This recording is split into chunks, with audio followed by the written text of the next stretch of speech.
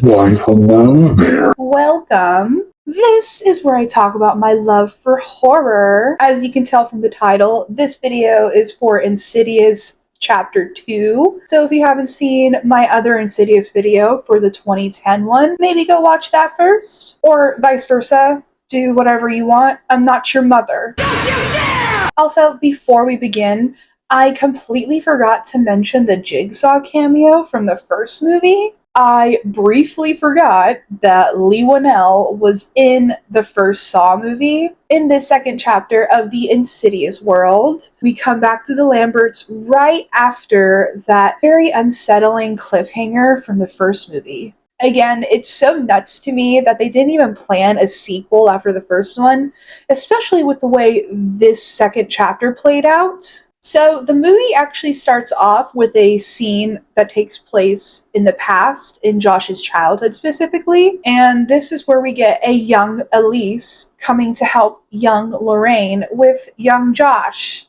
A new face enters, Carl, who is also a medium, it seems like. Now, an issue I had with this scene is the voiceover.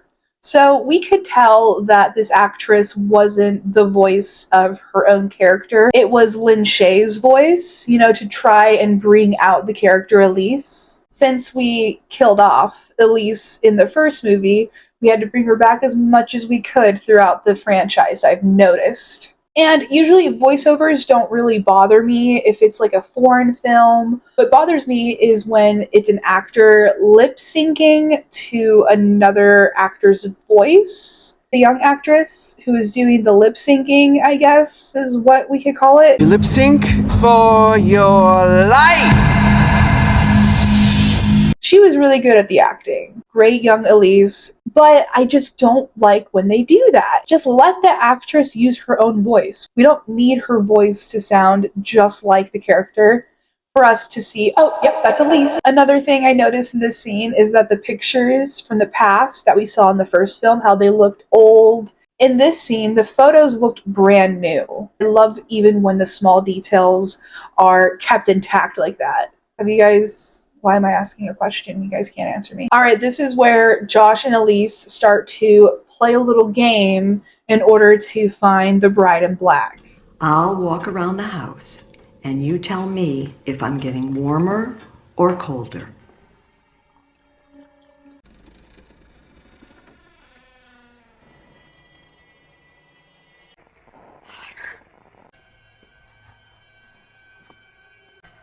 It's very hot.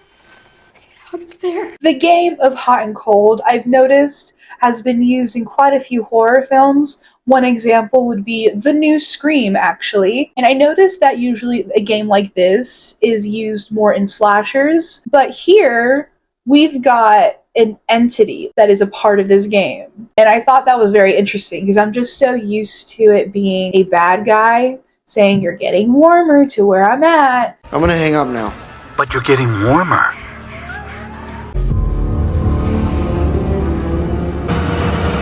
You're on fire. It's even cooler that they're using walkie-talkies. It makes it more creepy because you've got his voice right there close to you, and the feedback could be messed with by the evil entity. There's just so much opportunity there. Elise finds the closet, gets a little bit injured from the entity by putting her arm in there. Why did you do that? Anyways, goes downstairs, drops the bomb about Josh's gift to Lorraine, and she talks about how she can repress his memories. Then the movie jumps forward back to the present. We see that Lorraine is being questioned by the police due to Elise's death. Since Renee saw the photo of Josh, well, not Josh. So basically, Renee knows something's up with Josh, not Josh. This is going to be a little difficult. It looks like the Lamberts have now moved into Lorraine's house, which is the house we saw from the past earlier. I also want to point out that in my last video, I said that they moved in with Lorraine when they switched houses, and that's because I wasn't expecting them to be able to buy a house so easily and that quickly.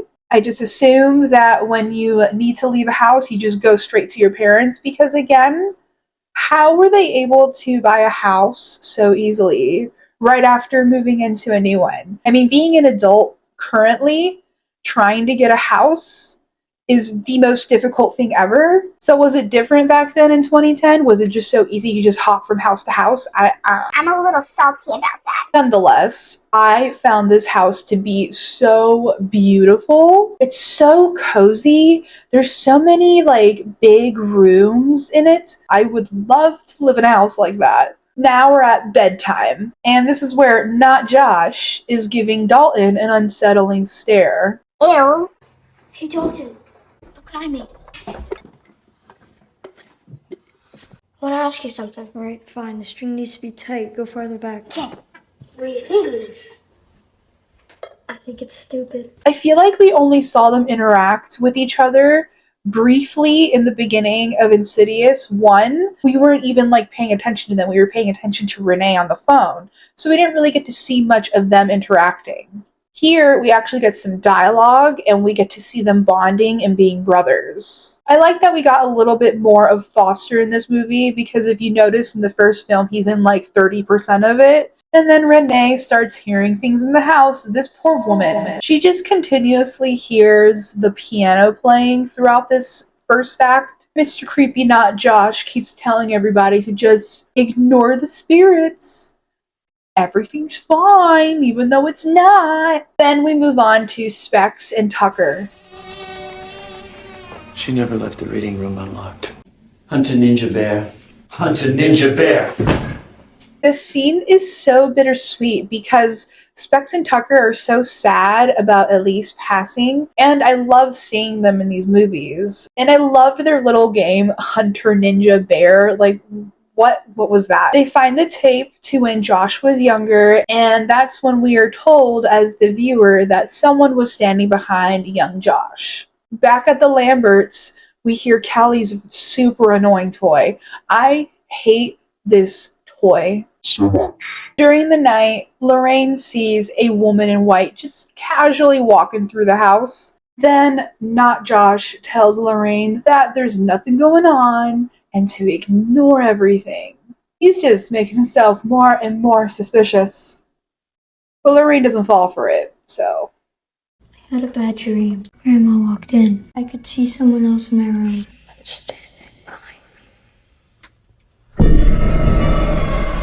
So the night before, when Dalton told Lorraine that there was someone standing behind her, I liked how we first saw that scene and there's no one there, but we knew that there was someone there because it's Dalton, come on. But then as he's telling Renee his dream, we get a playback of that scene and we see it from his perspective. I very much enjoy when movies do this. An example that comes off the top of my head isn't a horror film. It's called The Last Duel. If you guys have seen that movie, then you understand what I'm talking about. If you haven't seen that movie, it's basically the whole movie. You get 3 perspectives of the same exact event played out. It's also a true story, apparently. I love different perspectives in movies. So Lorraine calls Specs and Tucker, or I think she goes to Elise's house and she tells them, hey, the hauntings are still happening. And then Tucker shows Lorraine the video footage that he saw when Josh was a kid, and he shows her that someone was behind him. And we find out who it was. Renee sees the woman in white and hears Callie crying. Then we get the woman in white slapping Renee, saying that iconic line, "Don't you dare!" Alright, back with Lorraine and the Ghostfacers. Carl shows up. If you guys don't know what I'm referencing after saying Ghostfacers, then you definitely need to watch my other video.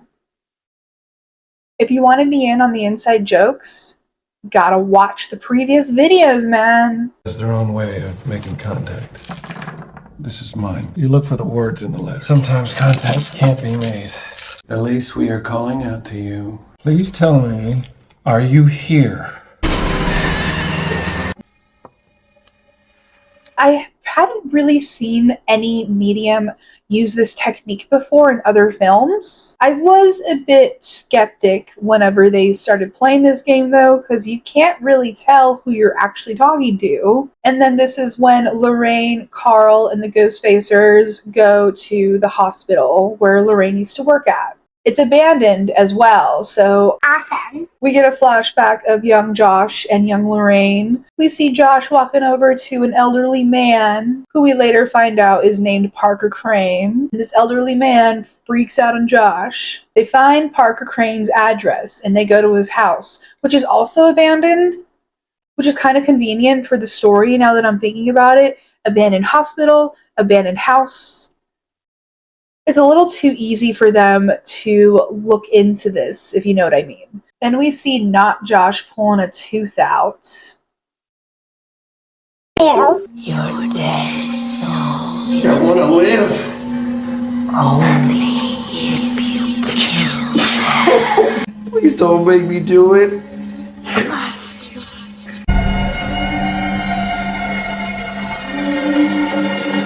I love the voice effects for this woman, the woman in white. We then learn that the woman in white is the bride in black's mother. I love how discreet that was as well. I also would like to point out that the first time I ever watched this movie, I think I was 16, and I didn't really know what to expect of the second one, didn't really care to expect anything, I just wanted something to scare me. So my teenage self at the time found this movie to be really boring. But as I was watching this movie this second time around, I was like, wait a minute. This movie's actually really good. I feel like my teenage self just had a really short attention span. Alright, back at the Lamberts' house, Renee tries to tell not Josh After he was being creepy earlier, ew. what's going on, and he doesn't believe her, and then the piano gets played again. See, I told you. Yeah, looking west. What are you doing? It's a song that's been playing. What song? You don't know that song? That's my song. The song I wrote for you. Well, it's not the song that we should be worried about. If you guys remember from the first video, highly recommend you watch it. You would know that I included a scene in that video where Renee and Josh are bonding right before bed about her music specifically. So this scene, when she mentions the song and not Josh doesn't recognize it, I thought it was the best detail to add because he basically gave himself away. The Ghost Facers break into Parker Crane's abandoned house.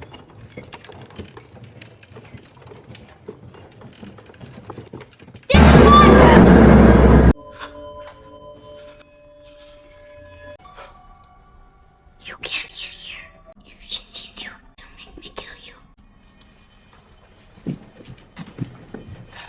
I bursted out laughing when Specs and Tucker were just like, yeah, let's go. I love the comic relief that they give in this movie, and they're just so relatable because most of the things that they do in these movies, you're just like, yeah. They literally were like, say less.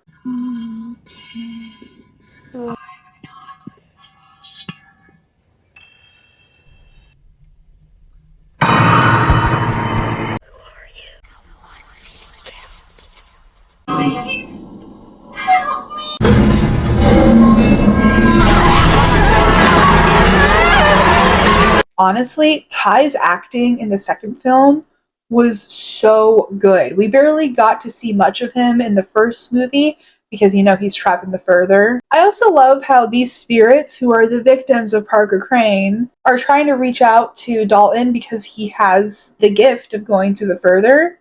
Back to the abandoned house, we see a painting of the woman in white who walked around Lorraine's house along with the little girl in the photo.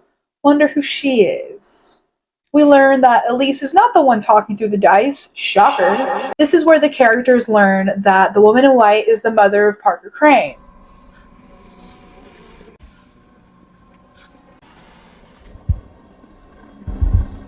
What you got?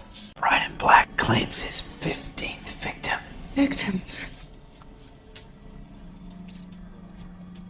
Ugh, this was such an intense scene. And I just remember thinking, someone's gonna move, someone's gonna just jump out at them, but they were all deceased. Like, their bodies were never found in this abandoned house. Like, how did this house become abandoned? Why did the government not take it over? How did they not find these bodies? We then learn the biggest twist of this storyline, and it's that Parker Crane is actually the bride in black. Lorraine takes Renee and Callie away from Josh while he's still in the house, and she tells Renee that Josh isn't Josh. Josh is not Josh.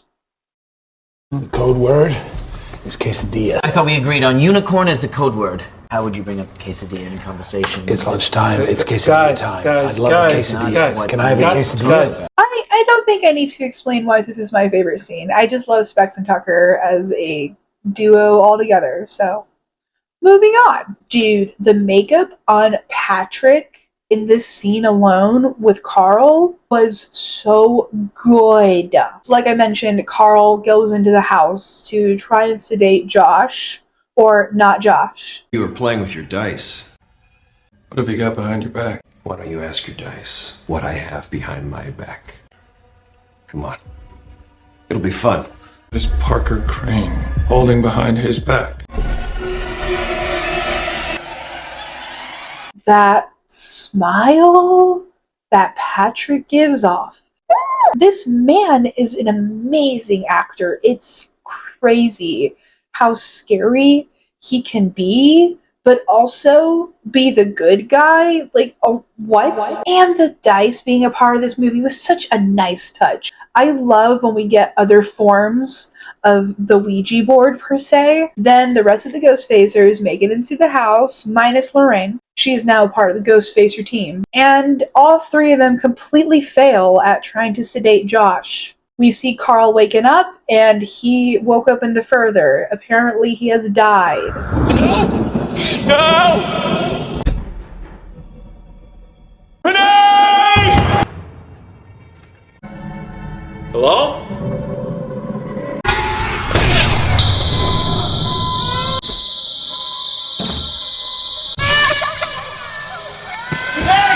This was so cool to watch. This reminded me of the third Harry Potter movie when Hermione's got that necklace thing, you know? Again, when a movie does different perspectives or I gotta rewatch a scene but from a different standpoint, I eat it up. I actually didn't remember this scene, so when I was rewatching the movie, it was like I was watching it for the first time again. Loved that experience. Go to hell!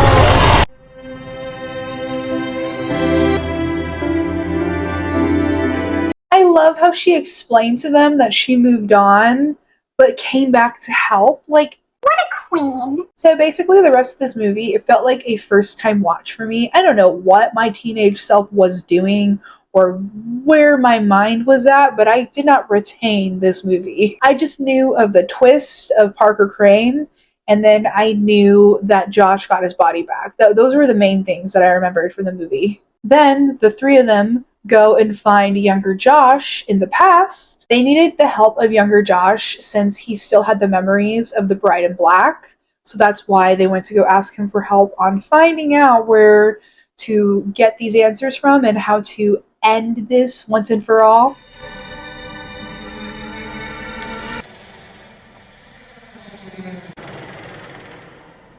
So that's what that was about.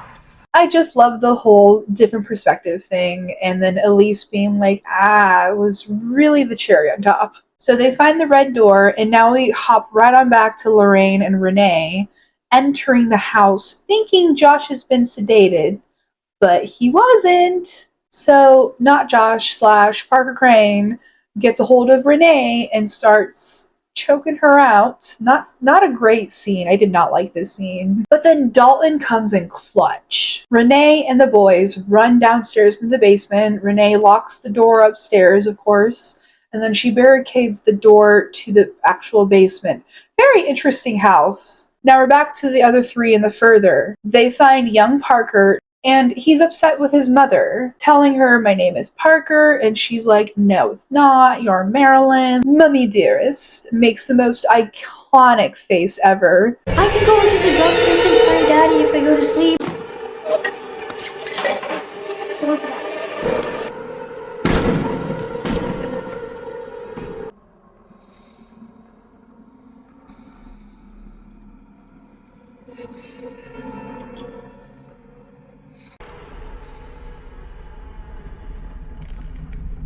This was such an interesting flip Because in the first movie, we get Josh going into the further to find Dalton, and now we've got the reverse of that. I was a little worried about Dalton. I was like, oh, he's just still a child. There's a lot of scary spirits out there. But then again, Josh wasn't a professional at traveling through the further.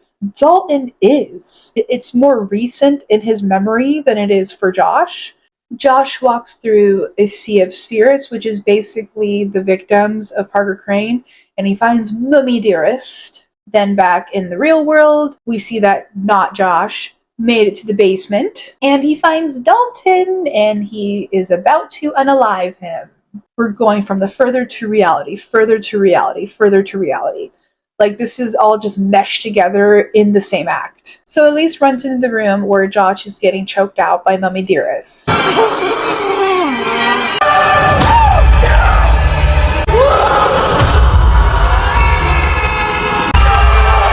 Did you guys know that the mother for Mummy Dearest, as I like to call her, is also the mom in Curse of Chucky / sister? She plays as the sister of Nika. Underrated scream queen. I loved the reflection of this scene, though, for we're seeing the further and reality, and when Elise is about to get Mummy Dearest, we see that Parker Crane, who's inside Josh's body, is basically acting as his mom, and the further who's choking out real Josh. Very clever way of putting these scenes together to show us that. Elise then reveals that Carl actually didn't die, and she sends Josh and Carl back out of the red door and to go back to reality. Unfortunately, they get lost among the sea of spirits. Man, seeing Elise fade away was so sad. Like, we had just got her back, and now we gotta leave her again. Dalton? Oh, what are you doing here? I came to bring you home. That's Mommy. Clever boy. Follow me.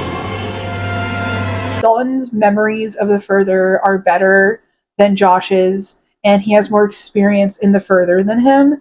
So it probably isn't that surprising that he brought the can and string with him in order to find his way back. On a rewatch, though, I literally paused the movie and I just threw my head back in awe at how well this was executed. Wake up! Daddy, you're back! Yeah. My voice. Hey, buddy. I tried reaching you. I tried everything. I played your song. I should have known it was you. Only you could play it that badly. When he told Renee, I played your song. They are such a perfect couple. I love them so much.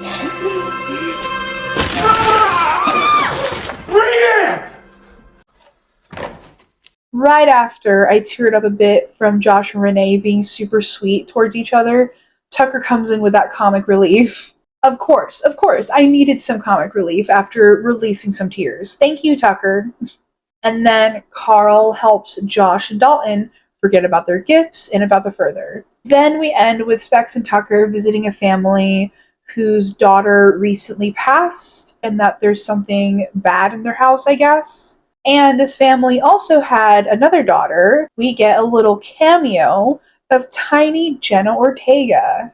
And her character sees Elise because she's a child. And Elise's spirit walks through the house, talks to the older sister. She sees something creepy behind her, gasps, and the end.